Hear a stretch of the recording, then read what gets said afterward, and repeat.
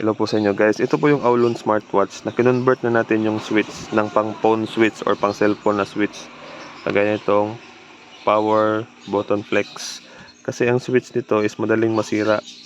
Ito talaga yung mga concerns na naka-Aulon smartwatch na pag i-fold nila yung kanilang kamay, tumatama ito. So ang ginawa natin is kinonvert na natin siya ng switch na di baling laging tama yan siya sa kamay natin. Matibay na yan siya compare dito sa old switch natin.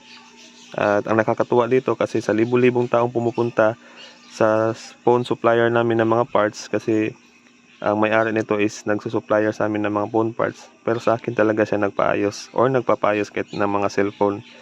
So ayan, kinonvert na natin. Kaya niya naman bumili ng bago kasi sentimental value ito sa kanya.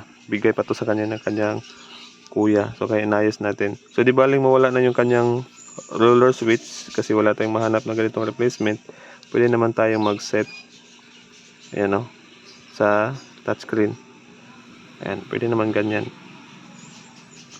So if may gusto kayong ipapayos kagaya nito, sentimental value sa inyo, dito lang ako located sa Ricky Neutron sa Google Map from Davao City. So ang ginawa lang natin dyan is kinonvert natin ng phone flex. Ito is mahirap to hanapin, wala din silang aftermarket or after parts ng flex ni Aulon kasi meron siyang 3-in-1 function, push button, then roller up and down. So push button na lang mangyayari dito ngayon. Ayan, on and off.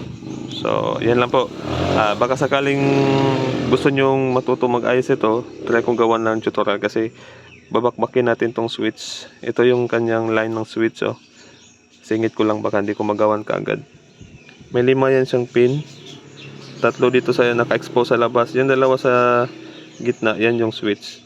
So dyan kayo maghihinang dyan sa kanyang flex ng 2 wire. Ito at saka itong red. Ang ginamit ko dito is since nabusan tayo ng pang jumper na wire.